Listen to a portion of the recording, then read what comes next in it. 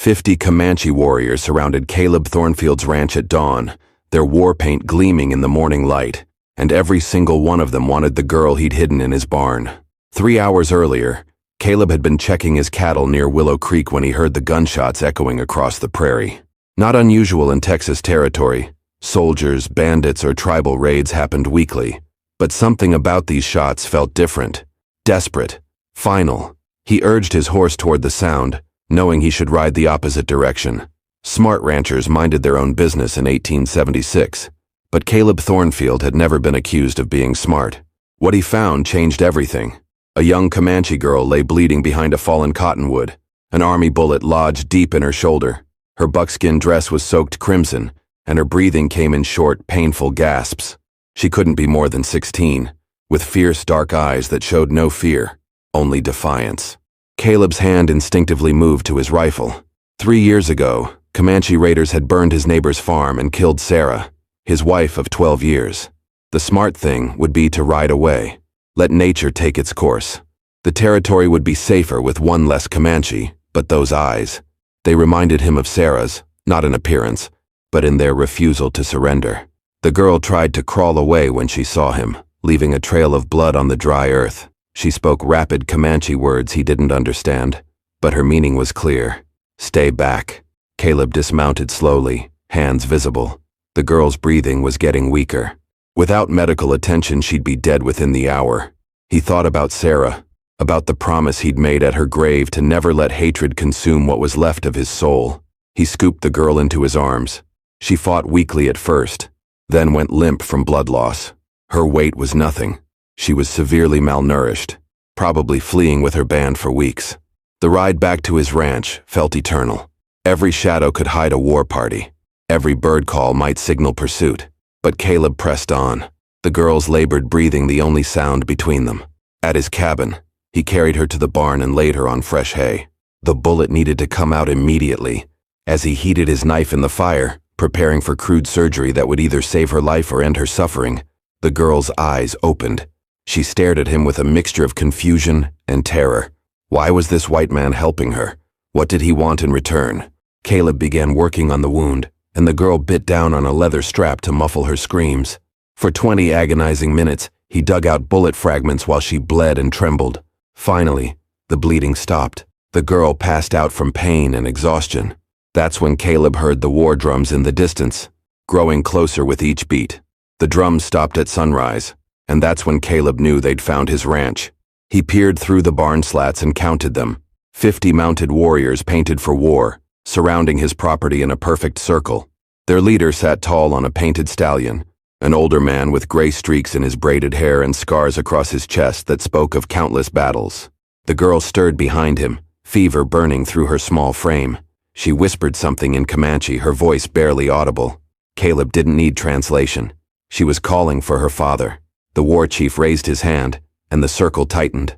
Caleb could see the fury in their eyes, the way their horses stamped and snorted, eager for violence. These weren't raiders looking for cattle or supplies. These were grieving warriors who'd tracked their missing daughter through 20 miles of dangerous territory. Caleb checked his weapons. 1 rifle, 2 pistols, maybe 30 rounds total, against 50 experienced fighters. He might last 5 minutes if he was lucky, but running wasn't an option anymore. The girl couldn't be moved, and even if she could, they'd never outrun war horses across open prairie. The chief called out in broken English, his voice carrying across the morning air like thunder. "White man, you have what belongs to us." Caleb's mouth went dry. How could he explain this, that he'd saved their daughter's life, that he'd risked everything to help her? In their eyes, he was just another settler who'd taken something precious from them. He thought about responding, trying to negotiate. But what could he say? That he'd found her bleeding and brought her home? They'd see it as kidnapping. That he'd operated on her wound? They'd call it torture. The girl tried to sit up, wincing from the pain. She looked at Caleb with new understanding. He hadn't saved her. He'd made himself a target. Now both of them would die because of his misguided compassion. "Ayanna!" the chief shouted, and the girl's eyes filled with tears. She tried to call back, but her voice was too weak to carry. Caleb made a decision that would haunt him. He stepped out of the barn with his hands raised, leaving his weapons behind. 50 arrows tracked his movement. 50 fingers tightened on bowstrings.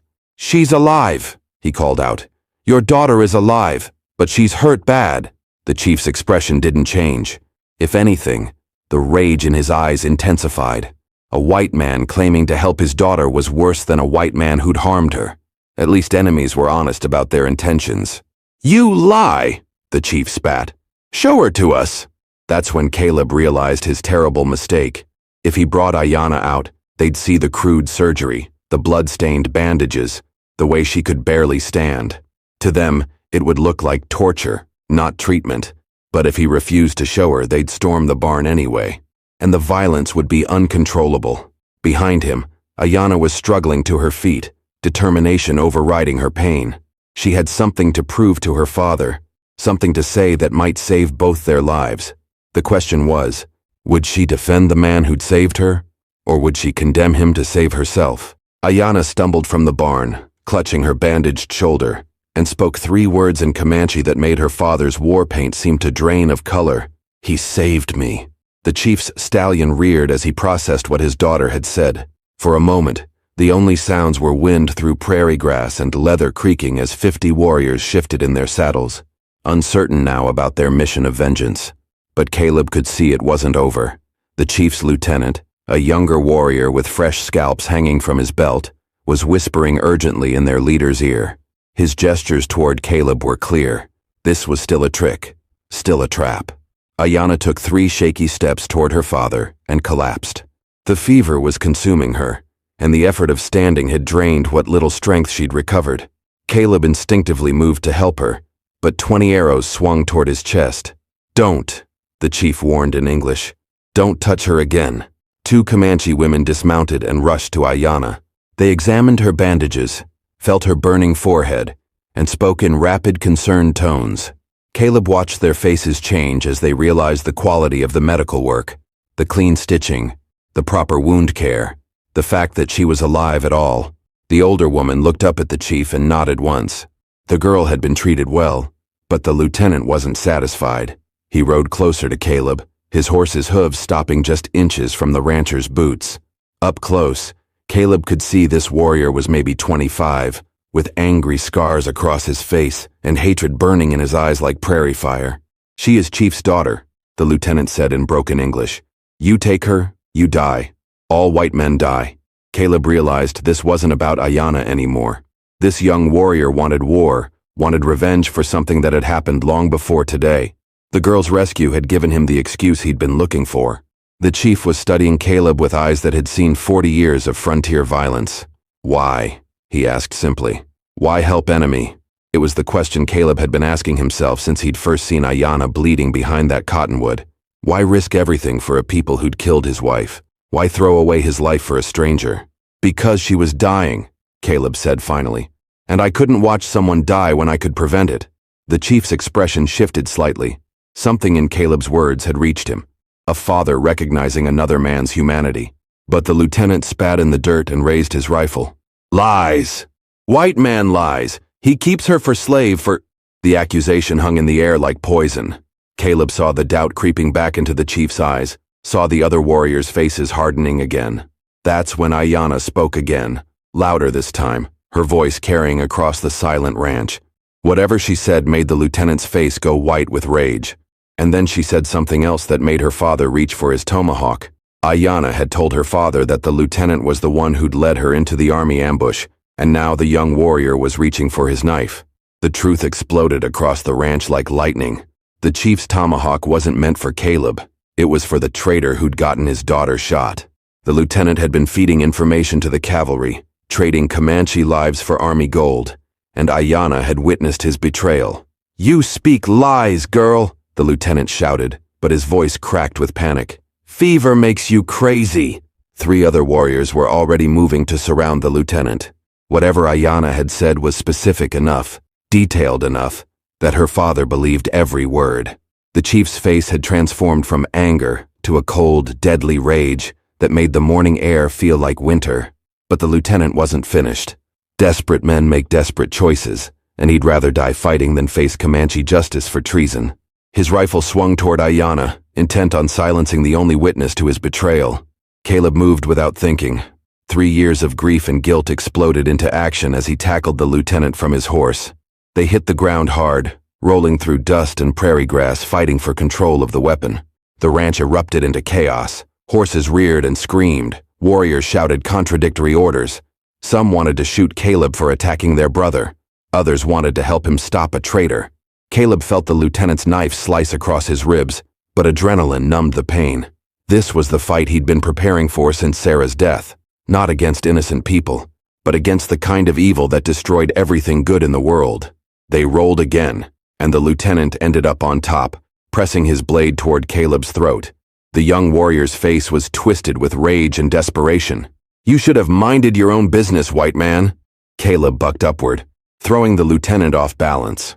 His hand found a rock the size of his fist. One swing connected with the traitor's temple, and the knife clattered away across the dirt.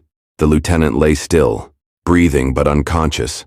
Blood trickled from his head wound onto the earth that had seen too much violence already. Silence settled over the ranch like a heavy blanket. 50 warriors stared at the white man who just risked his life to protect their chief's daughter from one of their own. The chief dismounted slowly and walked to where Caleb knelt, breathing hard from the fight. For a long moment they looked at each other, two men who'd lost too much, seen too much, but still recognized honor when they saw it.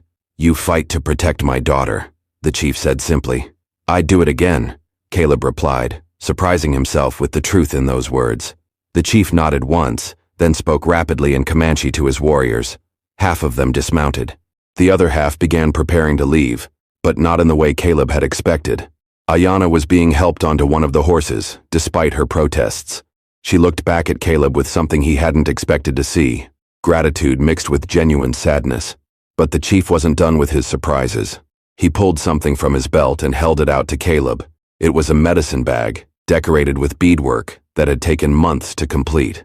"My daughter says you have lost wife to our people," the chief said quietly. "This cannot bring her back, but it can protect you from dying before your time comes naturally." Caleb stared at the offering, understanding the weight of what was being given.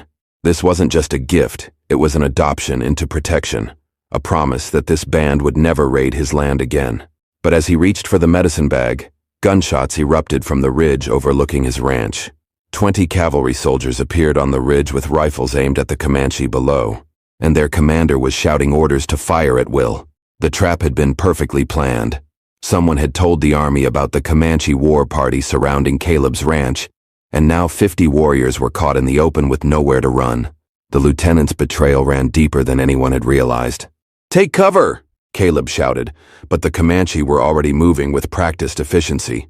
Within seconds, they'd transformed from a ceremonial gathering into a fighting force, using horses and buildings as shields against the rifle fire raining down from above. The chief grabbed Ayanna and pulled her behind Caleb's water trough, just as bullets splintered the wood inches from her head.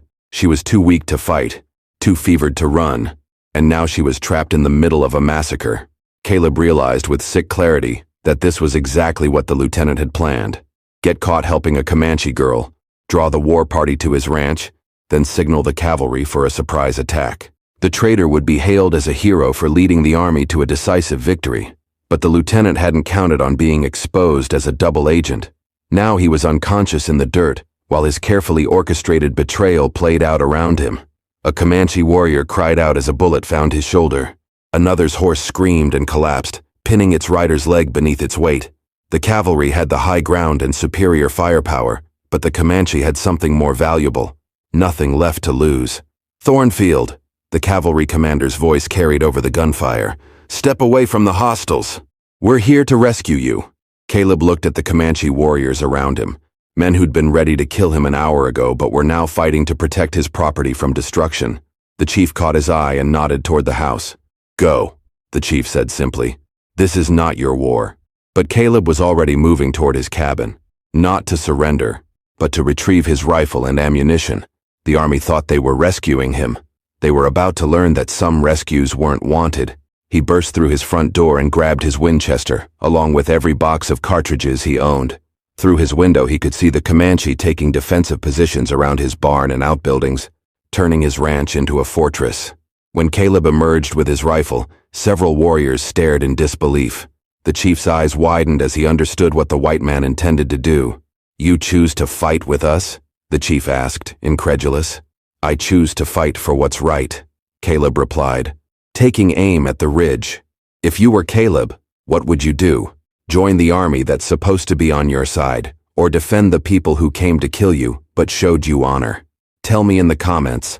I need to know which side you'd choose, because what Caleb decided next would determine whether anyone survived the next 10 minutes. The first cavalry charge came like thunder down the hillside, and Caleb Thornfield took his shot.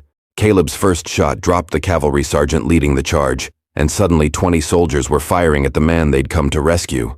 The irony wasn't lost on him as bullets shattered his cabin windows and splintered his porch railings. By choosing to stand with the Comanche, he'd made himself a target of his own people. But watching the chief fight to protect Ayanna with the same desperation he'd once felt trying to save Sarah, Caleb knew he'd made the right choice. The Comanche were outnumbered and outgunned, but they fought with the precision of men who'd been warriors since childhood. They used every piece of cover, made every shot count, and turned Caleb's ranch into a killing field for anyone foolish enough to charge across open ground. The cavalry commander, a young officer with more ambition than experience, kept ordering frontal assaults that cost him men without gaining ground. After the third failed charge, his remaining soldiers were getting reluctant to follow orders that seemed designed to get them killed. But the lieutenant was waking up, his head wound bleeding but his betrayal still intact. He crawled toward a fallen soldier's rifle, intent on shooting Ayanna while everyone was distracted by the battle. Caleb saw the movement and swung his rifle around, but he was too far away. The lieutenant's weapon was already rising toward the water trough where the chief's daughter lay hidden. That's when one of the Comanche warriors made a choice that shocked everyone. Instead of shooting at the cavalry, he put an arrow through the lieutenant's chest, permanently ending the traitors' war. The chief looked at the warrior who'd killed his own band member and nodded grimly. Justice had been served in the middle of chaos. The battle was turning. The cavalry had lost 7 men to the Comanches too, and their ammunition was running low. But the Comanche were almost out of arrows, and several warriors were wounded badly enough that they could barely hold their weapons. Caleb was down to his last box of cartridges when he heard something that changed everything. More horses approaching from the east. At first, he thought it was cavalry reinforcements, which would mean certain death for everyone defending the ranch. But these weren't soldiers. They were ranchers from the surrounding territory, drawn by the sound of sustained gunfire. Men who knew Caleb Thornfield as an honest neighbor, a man who'd helped them through hard winters and shared water during droughts. The cavalry commander tried to wave them off, shouting that he was conducting a military operation against hostile Indians. But the ranchers had eyes. They could see Caleb fighting alongside the Comanche, could see the girl who was clearly wounded and being protected rather than held captive. Old Pete Murdoch, who owned the spread 5 miles south, rode up to the cavalry commander with his own rifle ready. "What in hell are you doing, soldier boy? That's Caleb Thornfield down there, and he's no Indian fighter unless someone gives him cause to be." The commander's authority was crumbling. His men were demoralized. His mission was exposed as something darker than a rescue, and now he had armed civilians questioning his orders. But wounded men with nothing to lose make dangerous enemies. The commander's hand moved to his sidearm, and Caleb realized the officer was prepared to shoot his way out of this situation rather than face a court-martial for attacking innocent ranchers. The chief saw it too, and their eyes met across the battlefield as they both understood what was about to happen. The cavalry commander drew his pistol on Pete Murdoch, but the chief's tomahawk found his skull before the shot could fire. The battle ended as suddenly as it had begun. The remaining soldiers, demoralized and leaderless, threw down their weapons when faced with 20 angry ranchers who'd known Caleb Thornfield for years. These weren't career soldiers. They were farm boys and drifters who'd joined the army for steady pay, not to massacre civilians on a Texas ranch. Pete Murdoch dismounted and walked over to where Caleb knelt beside the water trough, checking on Ayanna's condition. The girl's fever had broken during the fighting, and her eyes were clearer now, though she was still weak from blood loss. "Caleb," Pete said quietly, "you want to tell me what this is all about?" So Caleb told the story, finding Ayanna wounded, treating her injuries, the arrival of the war party, the lieutenant's betrayal, and the army's attack on what should have been a peaceful resolution. The other ranchers listened in silence, understanding gradually that their neighbor had risked everything to save a life. The chief approached slowly, his war paint streaked with sweat and gunpowder. He looked at the dead cavalry commander, then at the soldiers sitting in the dirt with their hands raised, then at the ranchers who'd intervened to stop a massacre. "This white man," the chief said, pointing at Caleb, "has more honor than soldiers who wear blue coats." Pete nodded. Caleb's always been decent folk. If he says the girl needed help, then she needed help. But the situation was far from resolved. 23 soldiers were dead or wounded. A cavalry commander was scalped on Caleb's property, and a Comanche war party was standing in the middle of white ranchers' territory. This was the kind of incident that started wars between entire peoples. The chief seemed to understand this too. He spoke rapidly to his warriors, who began preparing to leave despite their own wounded. Better to retreat now than wait for more soldiers to arrive seeking vengeance. "Wait," Caleb said. He looked at Ayanna, who was strong enough now to sit up on her own. "She's not ready to travel. The wound could reopen." The chief's jaw tightened. Every minute they stayed increased the danger, but his daughter's life was worth more than tactical advantage. "We take that risk," he decided. But Ayanna had something to say about her own fate. She struggled to her feet and spoke in Comanche, her voice carrying the authority of a chief's daughter despite her youth. Whatever she said made her father's eyes widen with surprise. She was refusing to leave. She was claiming sanctuary at Caleb's ranch under Comanche law, putting herself under his protection until she was fully healed. The chief looked at Caleb with an expression that mixed respect with deep concern. "She chooses to trust you with her life. If anything happens to her..." He didn't need to finish the threat, but he also handed Caleb the medicine bag he'd offered earlier, sealing a bond that would change both their lives forever. That's when they heard the sound of more cavalry approaching from 3 different directions. The approaching cavalry turned out to be Colonel Hayes from Fort Griffin, riding with 2 companies and a white flag. He'd come to negotiate, not to fight. Hayes was old Army, a man who'd seen enough frontier violence to know the difference between justice and massacre. When he surveyed the scene at Caleb's ranch, the dead soldiers, the Comanche warriors, and the ranchers standing together, he understood immediately that something had gone very wrong with his subordinate's mission. "Commander Patterson was ordered to investigate reports of a kidnapping," Hayes said carefully, "not to engage in open warfare against civilians." Pete Murdoch spat tobacco juice in the dirt. "Your boy Patterson was fixing to shoot me for asking questions, Colonel. If that chief hadn't put a tomahawk in his skull, we'd be burying white folks too." The colonel's experienced eyes took in the scene. Ayanna's medical bandages, the quality of treatment she'd received, the way the Comanche warriors were protecting rather than threatening her. This wasn't a kidnapping. It was a rescue that had turned into a political nightmare. But Hayes had survived 30 years of frontier politics by finding solutions that satisfied everyone's honor without starting wars. He looked at the chief, then at Caleb, then at the medicine bag hanging from the rancher's belt. "It appears there's been a misunderstanding," he said diplomatically. "The Army received information that a white settler was holding a Comanche girl against her will. Clearly, that information was incorrect." The chief nodded slowly. "White man saved my daughter's life.